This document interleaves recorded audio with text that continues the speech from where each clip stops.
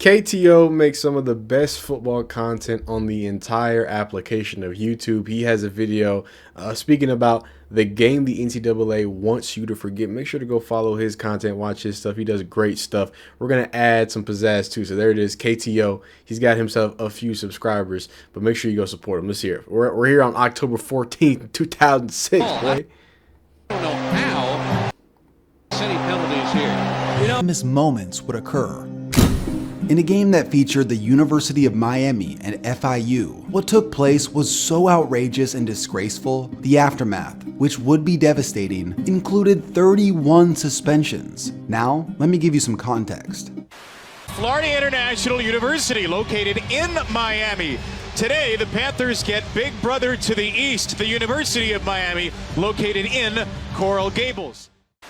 Miami and FIU's campus are only 9 miles apart, so to say that these kids were familiar with each other would be an understatement. They were probably going to the same parties, some of them probably hung out, but at the end of the day, Miami is a private university, plus they're a way better football program. That would mean that all the better high school football players in the area went to Miami, while the lesser players who didn't get recruited to Miami probably went to FIU. This already had a recipe for animosity. It also doesn't help that Miami had developed a reputation as being, let's call it, undisciplined. Now put these two schools on the field against one another, you're just begging for something to go down.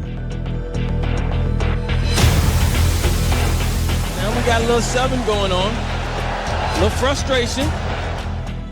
These two teams have been chippy the entire game. Well after plays, players from FIU were... Okay, just to give y'all some context, I recommend, if you don't know about how legendary these Miami teams were from like the 80s upwards to the early 2000s, I don't recommend a lot of ESPN stuff, but do they still do 30 for 30s? The U 30 for 30 is some of the best football knowledge. If you love the NFL, you need to watch the U, and if you love college football, you got to watch the U. So many NFL players, NFL legends. I mean, from the Irvins to the Wilforks to the Johnsons to the Taylors to the Ed Reed. Like there's just so much history within Miami football specifically. So if you want to get a good like refresher of everything and why to this point, this particular point. Like this is off the backs of one of the crazier runs of infamy in college football. There's not a lot of college football teams who penetrated the culture in the way Miami did at the time, not just with their players, but with physically being there. I mean, I think there was riot. It's a bunch. It's a whole lot going on. So y'all watch that. Still going at it, which would later be flagged for an excessive celebration penalty. This seemed to have put the FIU players over the edge because more than 30 seconds after the play was over, dudes were still jawing at one another. The tension between FIU and Miami had been building the entire game. Inevitably, it was going to snap. Wait, did you do that to a kicker? Hold up. You can't do that to a kicker. Is that a kicker? I never understood why people would punch people with their helmets. I played football and I still never I've gotten punched in my helmet before, and it was the most confusing thing ever. I'm looking at this dude he has all this anger in his eyes and he's hitting my helmet. I'm like, dog, this is like, I'm sure you're strong, but this is not as like we hit our heads against each other. You hitting your fist against me is just kind of like, hey, what's up? Like, I think this is what the helmet is made for. Anyway, hit him with the Myles Garrett. First off, you know what pisses me off? And maybe they were just trying to clear out the area. Maybe I'm just an asshole. But what happened right here? Nigga, those are the flags. Those are the people who run back and forth when they score a touchdown. Them motherfuckers is either late or they can't read the room. Nah, come on, man. Y'all was getting it off. Y'all was getting y'all. Hey, we scored. Yo, there are coaches on the field right now. Ooh. Wow. Golly, this looks like early 2000s, don't it? It just like it's like a bunch of pixels. Oh shit! Yo, nobody was arrested after this? The referees huddled up to discuss how they were going to penalize this brawl. It took them nearly 15 minutes to come up with an answer. That had to be the longest 15 minutes of all time. During that break in the action, Miami was seen celebrating and chanting, with fans proud of what had just gone down, and other fans fighting in the crowd, eventually to be stopped by the local police. But that's not even the worst part. Listen to what the other commentator during this broadcast had to say following the fight. Now the Metro-Dade police trying to restore order. Now that's what I'm talking about. You come into our house, you should get your behind kicked. You don't come in the OB playing that stuff. You across the ocean over there. You across the city. You can't come over to our place talking noise like that. You get your butt beat.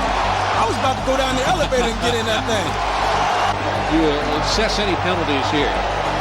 You know, I say why don't they just meet outside in the tunnel after the ball game and get it on some more. So this commentator, Lamar that? Thomas, Oh, was a okay. former player for the Hurricanes back in the early 90s. Lamar was one of the program's best receivers ever, but he wasn't exactly the greatest guy in the world. In 1996, he was charged with aggravated battery after beating his pregnant fiancée. Lamar pled no contest and served jail time. Then he allegedly beat her again in 1997. He probably never deserved to be in that booth in the first place. Because of those comments he made during that game, Lamar Thomas was immediately fired. When the broadcast re-aired, they had cut those comments he made. Yeah. Yeah.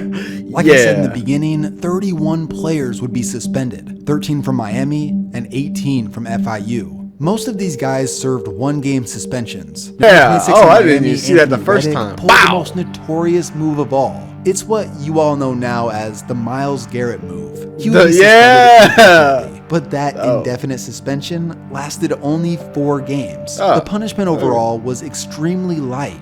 This would anger many. An ESPN writer called Miami's one-game suspensions a soothing caress and manicure. Now, check out this photo. This picture of FIU player Ahmad Ned on crutches became infamous. Yo, shout out James Winston for the crutches thing. You know, some of you kiddos, y'all wasn't around in the 2000s, man. 2006, it was a different world. It was a different time. And these jorts that go down to his calves is very reminiscent of the time and of the era. But just everything about this is 2003. The helmets, the cleats, the jorts.